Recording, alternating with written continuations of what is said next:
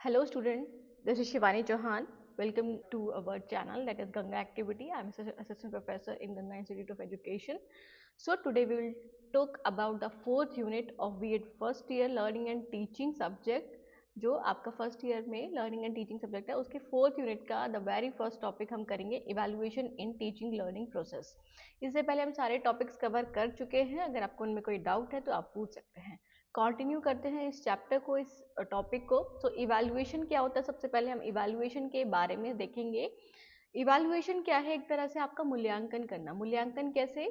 कि आपने जो भी पढ़ा है अब तक, जो सारी चीज़ें करी हैं, फॉर एग्जांपल आपने बीएड में जो सारी चीज़ें करी हैं, एट द एंड या फिर एट योर यूनिट टेस्ट, है ना, ये सब इवैल्यूएशन का पार्ट है, जहाँ पर ये देखा जाता है कि जो टीचर ने पढ़ाया है क्या वो बच्चों को समझ में आ पाया है या नहीं आ पाया है, और अगर नहीं आ पाया है तो क्या क्या ऐसे एरियाज है, क्या क्या ऐसे टॉपिक्स है जिसमें बच्चों को डिफ़िकल्टीज देखने को मिलती है। तो फीडबैक के लिए या फिर आप बोल सकते हो आपके मार्क्स के लिए, ग्रेड्स के लिए डिफरेंट आप बोल सकते हो नीड्स है या इंपॉर्टेंस है इवैल्यूएशन की।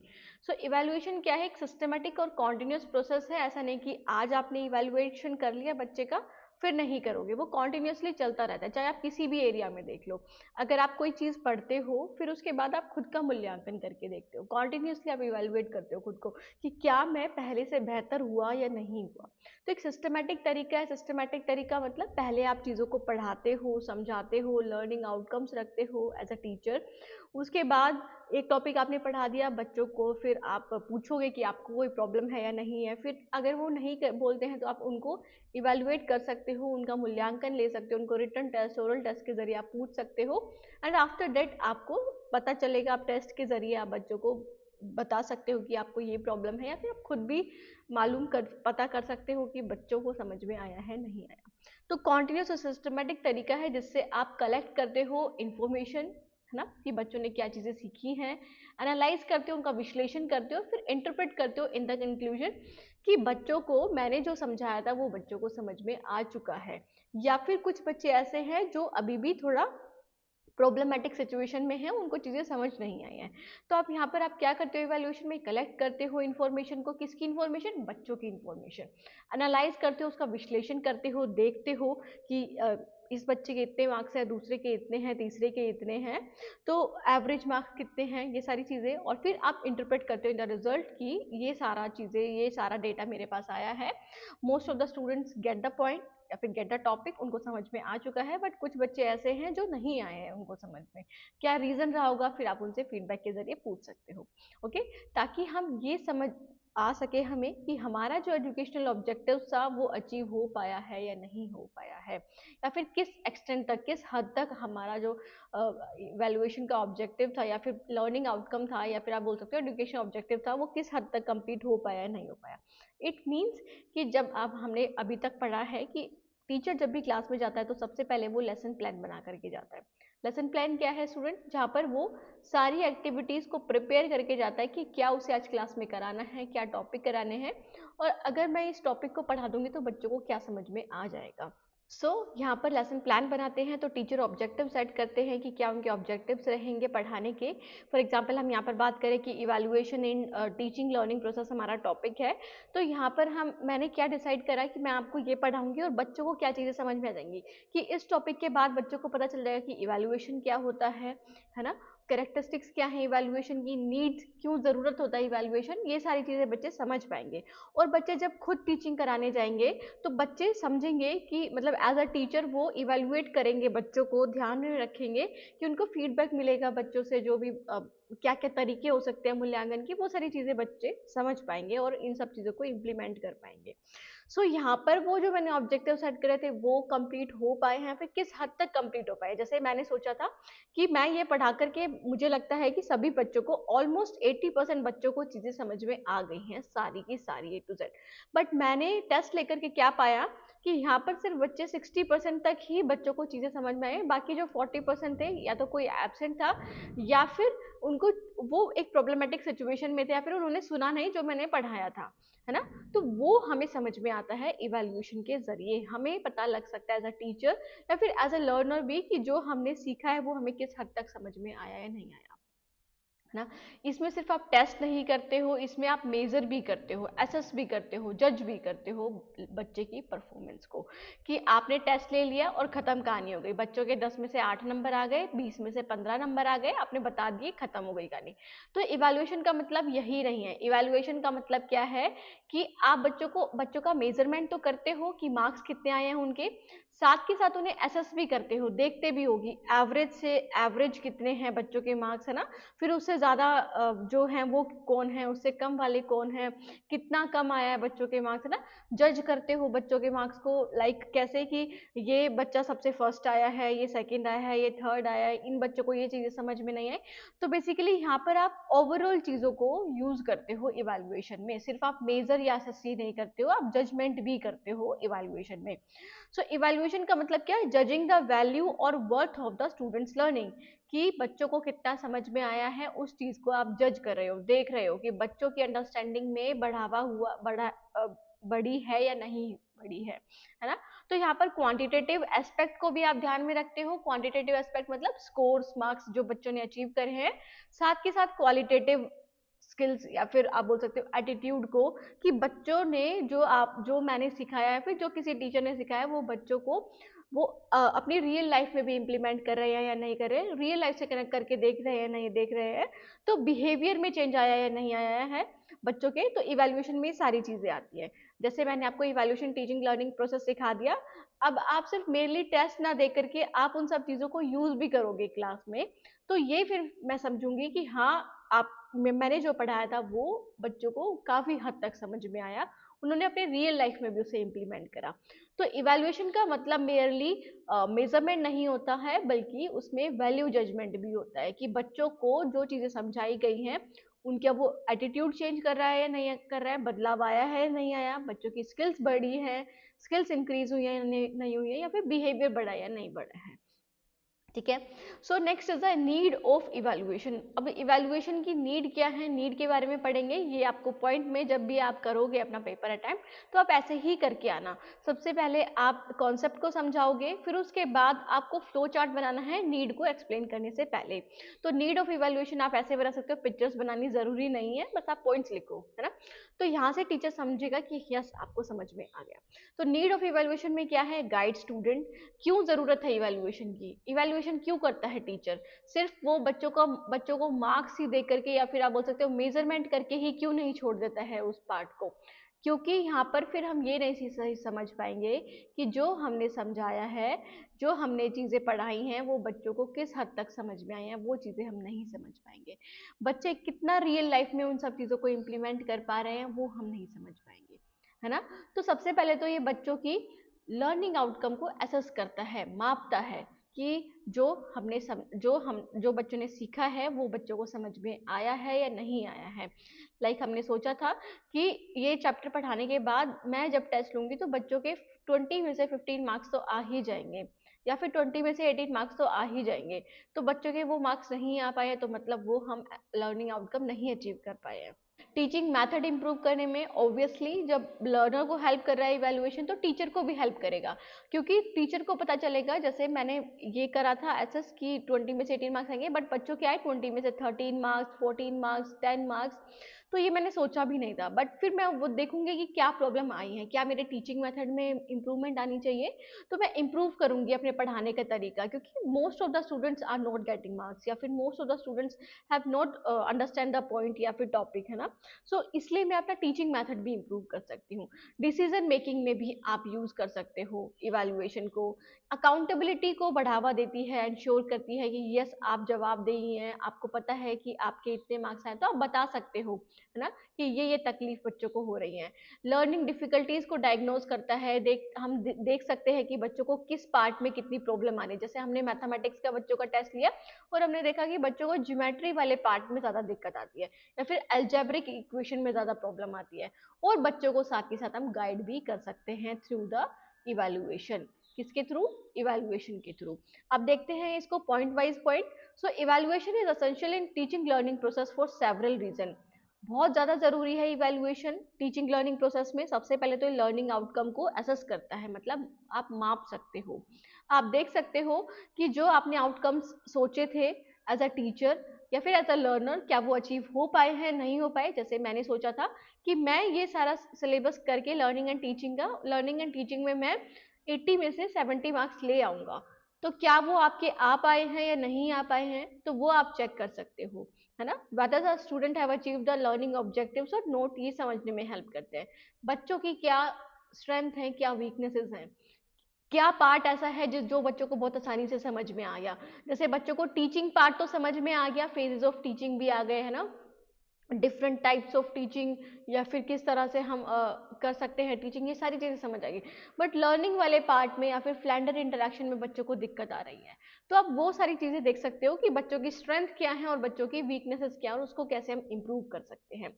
सो उसके ज़रिए जब हमें पता चलेगा कि हाँ बच्चों के मार्क्स अच्छे नहीं आए हैं, मेरे अकॉर्डिंग बच्चों ने अच्छा नहीं करा है जैसा मैंने सोचा था, तो मैं अपना टीचिंग मेथड इम्प्रूव करने का सोचूंगी, देखूंगी बच्चों के असेसमेंट या फिर इवैल्यूएशन के जरिए कि हाँ बच्चों को समझ में नहीं आया मेरे टीचिंग मेथड से, जो मैंने आप बोल सकते हो कि लेक्चर मेथड यूज करा था, तो मैं अब डिफरेंट अदर मेथड यूज करूंगी जिसमें मैं बच्चों का भी इन्वॉल्वमेंट लूंगी, डिस्कशन मेथड या फिर डेमोन्स्ट्रेशन मेथड, है ना, इस तरह से मैं बच्चों को पढ़ाऊंगी तो और बच्चों को अच्छे से समझ में आएगा।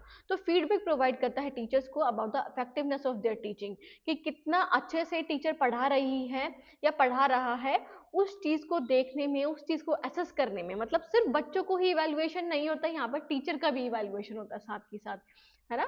So it helps in modifying teaching strategies, जो आपने रणनीतियां यूज करी थी या फिर चूज करी थी, तो उसको आप मॉडिफाई कर सकते हो, उसमें चेंजेस ला सकते हो, क्योंकि आपने देखा है कि क्लास में बच्चों की परफॉर्मेंस अच्छी नहीं है या फिर उन्हें चीजें समझ में नहीं आई हैं, क्योंकि आपको फीडबैक मिला है कहाँ से, इवैल्यूएशन के जरिए। सो नेक्स्ट इज, ये गाइड करता है स्टूडेंट्स को, जब हम बच्चों को बताते हैं कि आपके इतने मार्क्स आए हैं, आपके इतना स्कोर किया है आपने, तो अब हम बच्चों को बोल सकते हैं कि आपने अगर 20 में से 13 मार्क्स लाए हो, तो कहाँ कहाँ प्रॉब्लम है आपके, जो भी टॉपिक्स हैं उनमें, है ना, किस किस टॉपिक में आपको प्रॉब्लम आ रही है। तो आप बच्चों को गाइड कर सकते हो उनकी प्रोग्रेस के बारे में, कि पहले आपके 20 में से 18 मार्क्स आए थे, बट अब 20 में से 13 मार्क्स आए, तो ये इतना बड़ा डिफरेंस क्यों है, क्या रीजन है इसके पीछे। तो आप बच्चों को डिटेल्ड वे में, क्योंकि आपके पास क्या है, उनका टेस्ट पेपर है, आपने उनको इवैल्यूएट करा है, तो जिससे कि आप प्रोग्रेस को चेक कर सकते हो और समझ सकते हो बच्चों की प्रोग्रेस को, या फिर बच्चे खुद अपनी प्रोग्रेस को समझ सकते हैं। सो ये बच्चों को मोटिवेट करने में हेल्प करता है, उनकी परफॉर्मेंस को इम्प्रूव करने में। लाइक आप बता सकते हो बच्चों को कि और कैसे वो बेहतर कर सकते हैं और कैसे वो बेहतर रिजल्ट्स ला सकते हैं।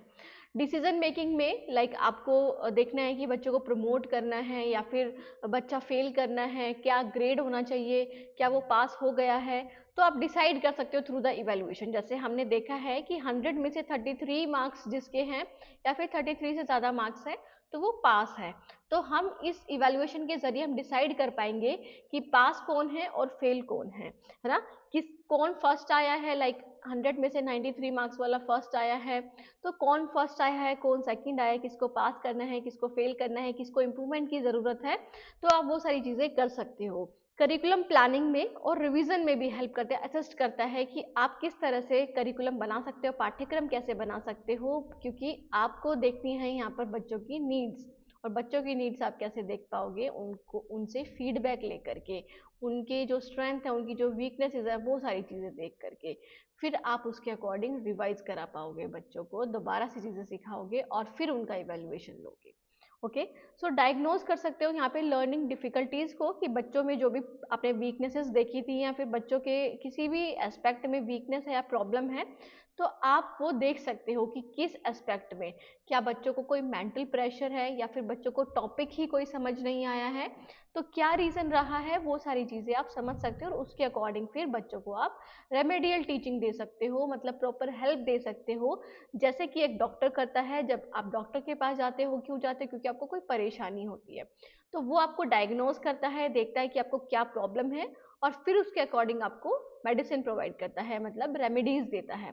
तो उसी तरह से जब टीचर इवेल्युएट करती है आपको और फिर आपकी जो भी प्रॉब्लम्स है उसको आइडेंटिफाई कर लेती है, आइडेंटिफाई करने के बाद मतलब डायग्नोज करने के बाद वो आपको रेमेडीज देती है, वो आपको दवाइयाँ देती है, दवाइयाँ नहीं, यहाँ पर आपको प्रॉपर और तरीके से समझाएगी, एक्स्ट्रा क्लासेस लेकर के या फिर आपकी प्रॉब्लम्स को सुन करके कि क्यों आपने अच्छा परफॉर्म नहीं किया है, तो उस तरीके से। ओके, सो यहाँ पर है next is the two ensure accountability. Accountability क्या है कि आप जवाबदेही हो जाते हो, लाइक आप मैंने आपका टेस्ट ले लिया तो अब मुझे पता है, आप आपके पेरेंट्स आएंगे या फिर मैं आपको भी बता सकती हूँ, स्कूल मैनेजमेंट को भी बता सकती हूँ कि इस बच्चे को ये प्रॉब्लम है, इस बच्चे के इतने मार्क्स आए हैं, एवरेज स्टूडेंट है या अबव एवरेज स्टूडेंट है ना। तो क्वालिटी एजुकेशन इम्प्रूव एनहेंस या फिर इंश्योर करने के लिए हम इवैल्यूएशन लेते हैं, हम इवैल्यूएशन करते हैं कि सभी बच्चे अपने आप को इम्प्रूव कर सके, सभी बच्चे एक जैसे बन सके, एक जैसे इन द सेंस कि सबको समझ में आ सके जिस मेथड से टीचर ने समझाया है। तो टीचर्स और इंस्टीट्यूशन रिस्पॉन्सिबल हो जाते हैं स्टूडेंट परफॉर्मेंस के लिए, है ना। टीचर, और जैसे हम देखते हैं आजकल तो क्या होता है कि अगर बच्चों के मार्क्स नहीं आए हैं तो टीचर, पेरेंट्स किसको बोलते हैं, टीचर को बोलते हैं ऑब्वियसली। पहले की बात करें इन द ओल्ड टाइम्स, तो वहां पर क्या होता था, बच्चों के मार्क्स नहीं आए हैं तो वहां पर ब्लेम किसको होगा, बच्चे पर ब्लेम होगा, है ना, बच्चे पर। तो अब क्या है, अब टीचर पर ब्लेम होता है। तो इसलिए अकाउंटेबिलिटी इंश्योर करने के लिए हम क्या लेते हैं, इवैल्यूएशन लेते हैं। तो जिससे कि एक टीचर या फिर इंस्टीट्यूट, आपका स्कूल रिस्पॉन्सिबल बन जाता है आपकी परफॉर्मेंस के लिए, कि हम आपके पास भेज रहे हैं बच्चे को, आपको सुधार करना है, आपको इसमें इनकी जो परफॉर्मेंस है उसको इंक्रीज करना है। सो next is the characteristics of evaluation. अब कैरेक्टरिस्टिक्स क्या हैं, आप विशेषताएं बोल सकते हो, इवैल्यूएशन की क्या क्या विशेषताएं हैं, कि कैसा इवैल्यूएशन होना चाहिए। हमने देख लिया कि इवैल्यूएशन की जरूरत क्यों है, इवैल्यूएशन होता क्या है। अब हम देखेंगे कि क्या कैरेक्टरिस्टिक, क्या विशेषताएं हैं। तो ये कॉम्प्रिहेंसिव होना चाहिए। कॉम्प्रिहेंसिव मीन्स कि ओवरऑल चीजों को इंक्लूड करे, हर एस्पेक्ट को, है ना। ऐसा नहीं कि सिर्फ आपके माइंड को ही यूज कर रहा है, माइंड को ही इवेलुएट कर रहा है और चीजों को नहीं कर रहा है। तो कॉम्प्रिहेंसिव होना चाहिए। चाइल्ड सेंटर्ड होना चाहिए। चाइल्ड सेंटर्ड मतलब बच्चों के अनुसार या फिर बच्चों की नीड्स को देखते हुए, लाइक आप ऐसा तो कर रहे हो 5th क्लास के बच्चे को, और आपने टेस्ट ऐसा बना दिया जो 8th क्लास का बच्चा कर सकता है, तो वो चाइल्ड सेंटर्ड नहीं हो पाएगा, बच्चों के अकॉर्डिंग नहीं हो पाएगा ना। डायग्नोस्टिक एंड रेमेडियल होना चाहिए। इट मीन्स कि आप उसमें इम्प्रूवमेंट कर सको, ऐसा इवैल्यूएशन होना चाहिए। आप देख सको, आप असेस कर सको एज अ टीचर कि बच्चों को क्या प्रॉब्लम आ रही है, और फिर उसके अकॉर्डिंग आप रेमेडीज दे सको, या फिर एक्स्ट्रा क्लासेस या फिर इम्प्रूव करके टीचिंग मेथड जैसे भी आप कर सकते हो। पर्पसफुल एंड फंक्शनल होता है। पर्पसफुल मतलब कोई भी इवैल्यूएशन करने का कोई आपका पर्पस होना चाहिए। ऐसा नहीं कि आप ऐसे ही बच्चों को इवैल्यूएट कर रहे हो अपना टाइम पास करने के लिए। आपका पर्पस होना चाहिए कि आपको क्या मेजर करना है, बच्चों की एटीट्यूड मेजर करना है, बच्चों की स्किल्स मेजर करनी है, कॉग्निटिव एस्पेक्ट मेजर करना है, क्या मेजर करना है। क्वांटिटेटिव और क्वालिटेटिव दोनों तरीके का होता है, वो हम आगे पढ़ेंगे इसको और अच्छे वे में, डीप वे में। ऑब्जेक्टिव एंड सिस्टमैटिक होता है। ऑब्जेक्टिव मतलब कि यहाँ पर सब्जेक्टिविटी इंक्लूड नहीं होती है, टीचर की बायसनेस इंक्लूड नहीं होती है, जो बच्चे ने लिखा है, जो बच्चे ने परफॉर्म करा है, उसके अकॉर्डिंग ही आपको इवैल्यूएट करा जाता है। और कॉन्टिन्यूस प्रोसेस होता है कि लगातार निरंतर चलता ही रहता है। सो स्टार्ट करते हैं। सेवरल इंपॉर्टेंट फीचर्स है, तो सबसे पहले कॉम्प्रिहेंसिव। कॉम्प्रिहेंसिव मतलब यहाँ पर बच्चों का संज्ञानात्मक विकास को भी विकास को भी देखते हैं, और अफेक्टिव डोमेन को भी देखते हैं, है ना, और साइकोमोटर डोमेन को भी। मतलब हेड हैंड हर्ट, ये तीनों चीजें विकसित हो, इस तरह से हम बच्चों का इवैल्यूएशन करते हैं। सिर्फ हम उनका संज्ञानात्मक विकास को ना देख करके उनका जो इमोशनल तरीका है, या फिर उनका साइकोमोटर डोमेन, या फिर आप बोल सकते हो फिजिकल एक्टिविटी से रिलेटेड, जो स्किल्स से रिलेटेड होगा बेसिकली, जहाँ पर आप उसको इम्प्लीमेंट भी कर पाओगे, इस तरह से हमें बच्चों का इवैल्यूएशन करना है। जैसे साइकिल कैसे चलाते हैं, इसका हमें बच्चों का इवैल्यूएशन करना है। तो हम यहाँ पर सिर्फ बच्चों से एक तो ये हो कि स्टेप्स लिखवा लें कि साइकिल कैसे चलाते हैं, या फिर आप बोल सकते हो चाय कैसे बनाते हैं, हाउ टू मेक टी, है ना। तो उसके लिए आप क्या कर सकते हो, एक तो आप कॉग्निटिव एस्पेक्ट ले सकते हो कि उनको याद है पॉइंट या नहीं है। दूसरा, आप उनको करके भी, या फिर उनको बोल सकते हो कि आप करके दिखाओ कि हाउ टू मेक टी, है ना। और कितने इमोशनल एस्पेक्ट से वो बनाते हैं उन सब चीज़ों को जो आप सिखा रहे हो, कितने अच्छे से सीख पा रहे हैं। तो सभी चीज़ों को इंक्लूड करना है इवैल्यूएशन में, सिर्फ कॉग्निटिव एस्पेक्ट नहीं यूज करना है। तो इसमें बच्चों की नॉलेज, स्किल्स, एटीट्यूड और वैल्यूज सभी डेवलप हो, इस तरह का आपका मूल्यांकन होना चाहिए, है ना। बच्चों की नॉलेज भी इंक्रीज हो, ज्ञान भी, और बच्चों को चीज़ें समझ में आ सके, इवैल्यूएट कर सके खुद को, और उनकी स्किल्स भी डेवलप हो, साथ के साथ उनका विचार, उनका जो भी नज़रिया है कोई भी एस्पेक्ट को लेकर के, कोई भी टॉपिक को लेकर के, वो चेंज हो, उसमें इम्प्रूवमेंट आए, और साथ के साथ उनकी वैल्यूज़ भी बढ़े, है ना, मूल्य आधारित शिक्षा भी होनी चाहिए, तो उससे रिलेटेड इवैल्यूएशन होना चाहिए। Next is continuous. कॉन्टिन्यूस क्या है कि इवैल्यूएशन सिर्फ एक ऐसा नहीं है कि आपने at the end of the year बच्चों को इवैल्यूएट कर लिया और खत्म हो गई कहानी, नहीं, आपको प्रॉपरली टाइम टू टाइम बच्चों को लेना है, इवैल्यूएशन लेना है। जैसे आपने 1 वीक के लिए बच्चों को टॉपिक पढ़ा दिए जो भी आपको पढ़ाने थे, उसके बाद आप बच्चों का ओरल टेस्ट ले सकते हैं, क्विज ले सकते हैं, या फिर आप रिटर्न टेस्ट ले सकते हैं, असाइनमेंट्स ले सकते हैं, प्रोजेक्ट वर्क करा सकते हैं, जिसके थ्रू आप इवैल्यूएशन कर सकते हैं। तो ये ऑनगोइंग है through out the teaching learning process, रुकता नहीं है। आप जब तक पढ़ोगे, जब तक सीखोगे, तब तक आपका मूल्यांकन चलता रहेगा। इसमें फॉर्मेटिव और सबमिटिव इवैल्यूएशन दोनों ही इंक्लूडेड है। फॉर्मेटिव क्या होता है स्टूडेंट्स, जो आपके यूनिट टेस्ट होते हैं, जो आपको आपकी परफॉर्मेंस को चेक करने के लिए और फिर उसको डायग्नोज करने के लिए लिया जाता है, एक तरह से कि देखने के लिए कि आपको कहीं कोई प्रॉब्लम तो नहीं है, फिर उसमें सुधार कर सके। Submissive at the end of the year, at the end of the same लिया जाता है, जिसमें आपकी परफॉर्मेंस को मापा जाता है, देखा जाता है कि आपने चीज़ें कितनी सीखी हैं। उसमें आप सुधार नहीं कर सकते हो, बल्कि उसमें आपका एट द एंड रिजल्ट आता है कि आपने जो लर्निंग आउटकम्स रखे थे एज अ टीचर, वो बच्चों को कितने समझ में आए हैं या नहीं आए। और इसी तर्ज पर CCE का गठन हुआ, that is the continuous comprehensive evaluation, जिसका मतलब क्या है कि आप बच्चों का कॉन्टिन्यूसली इवैल्यूएशन लोगे कॉम्प्रिहेंसिव तरीके से, है ना, कि एसेज और एफएज के जरिए, साथ के साथ आप कॉम्प्रिहेंसिव वे को यूज करोगे। Okay, so next is a systematic तरीका होता है इवैल्यूएशन लेने का, कि आप प्लान्ड वे में लोगे। प्लान्ड वे में कैसे, कि आपको पता है कि आपने एक यूनिट करा दी, 1 वीक के बाद आप एक बच्चों का छोटा सा टेस्ट ले लोगे, 20 मार्क्स का, 10 मार्क्स का, फिर उसके बाद आप 2 यूनिट करा दोगे तो थोड़ा 50 मार्क्स का ले लोगे। ऐसे आप प्लान्ड और ऑर्गेनाइज्ड मैनर में करते हो। ऐसा नहीं कि आपने जो चीज़ें पढ़ाई नहीं है और उसका इवैल्यूएशन आप लेने लग जाओगे।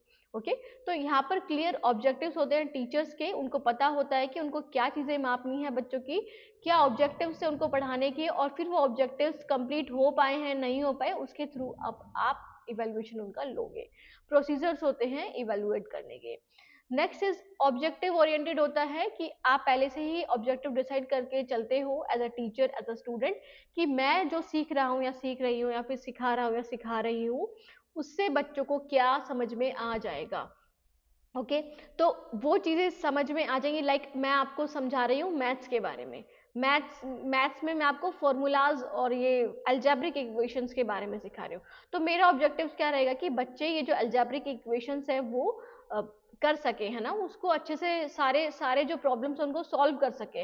अगर उनको कोई प्रॉब्लम है तो वो मुझसे पूछे आ करके। तो मेरा ऑब्जेक्टिव जो मैंने डिसाइड करा है वो मैं पहले से ही डिसाइड करके चलूंगी, और फिर उसके अकॉर्डिंग ही मैं टेस्ट लूंगी कि मेरा ऑब्जेक्टिव क्या था कि बच्चों को अलजेब्रिक इक्वेशन आ जाए। तो मेरा जो टेस्ट का तरीका होगा, जो मैं टेस्ट बनाऊंगी, वो भी उसी पर ही बेस्ड होगा, मतलब अलजेब्रिक इक्वेशंस पर ही बेस्ड होगा, ना कि ज्योमेट्रिकल एस्पेक्ट पर या फिर स्टैटिस्टिकल एस्पेक्ट पर बेस्ड होगा। ओके, और मैं ये मेजर करूंगी कि बच्चों को कितना अभी तक समझ में आ पाया है या नहीं आ पाया है, या फिर जो मैंने ऑब्जेक्टिव सेट करे थे वो कितने अचीव हुए हैं या नहीं हुए। अगर नहीं हुए हैं तो आपको इम्प्रूव करने की ज़रूरत है एज अ टीचर, और फिर बच्चों को दोबारा से उस चीज़ को समझाने की ज़रूरत है। डायग्नोस्टिक और रेमेडियल होते हैं। डायग्नोस्टिक और रेमेडियल क्यों है स्टूडेंट, क्योंकि ये हेल्प करते हैं वीकनेसेस को आइडेंटिफाई करने में। जब हम कॉन्टिन्यूस इवैल्यूएशन करते हैं, कॉन्टिन्यूसली इवैल्यूएट करते हैं, फॉर्मेटिव टेस्ट लेते हैं, तो बेसिकली इसका मकसद ही क्या है कि बच्चों की जो भी वीकनेसेस हैं, जो भी प्रॉब्लम्स आ रही हैं बच्चों को किसी भी टॉपिक में, उसको हम देख सके, है ना, उसको हम समझ सके क्या क्या बच्चों में प्रॉब्लम है, क्यों बच्चे अच्छे मार्क्स नहीं लेकर के आ पा रहे हैं, क्या चीज़ें बच्चों को समझ में नहीं आ रही है, क्या मेरे ऑब्जेक्टिव्स क्यों नहीं कंप्लीट हो रहे हैं। तो उसको आइडेंटिफाई करने में हेल्प करता है। साथ ही साथ करेक्टिव मेजर्स आप कैसे ले सकते हो, मतलब रेमेडीज कैसे ले सकते हो, क्या तरीका आप अपना सकते हो जिसके थ्रू बच्चों को चीज़ें समझ में आ सके अच्छे से, तो वो चीज़ें आप चेक करते हो और फिर बच्चों के ऊपर इम्प्लीमेंट करते हो। आफ्टर दैट आप फिर से बच्चों को इवेलुएट करते हो, और बच्चों को समझ में आ गया तो मतलब वो आपका जो भी पढ़ाने का तरीका था वो सही है। ओके, उसको आप यूज कर सकते हो, आगे फर्दर ऑन कर सकते हो। सो next is a qualitative and quantitative होता है इवैल्यूएशन। क्यों, क्योंकि यहाँ पर आप सिर्फ बच्चों के मार्क्स को ही नहीं देखते हो, साथ ही साथ उनका एटीट्यूड, उनका स्किल्स, है ना, और बिहेवियरल पैटर्न को भी इवेलुएट करते हो, देखते हो कि बच्चों को जो चीज़ें आप समझा रहे हो वो चीज़ें समझ में भी आ रही हैं, साथ ही साथ आप वो रियल लाइफ में भी उसे इम्प्लीमेंट करके देख रहे हैं कि नहीं देख रहे हैं। मतलब आप यहाँ पर बच्चों का वैल्यू जजमेंट करते हो, है ना, बच्चों को जज तो करते हो बट वैल्यूड तरीके से, मतलब उनका मूल्य कि वो चीज़ें समझ में आ रही हैं रियल लाइफ में भी या नहीं आ रही हैं। तो आप डिस्क्रिप्टिव फीडबैक भी देते हो और न्यूमेरिकल डेटा भी आप देते हो, किसको, बच्चे को भी और टीचर्स को भी। So next is a integral part of teaching learning.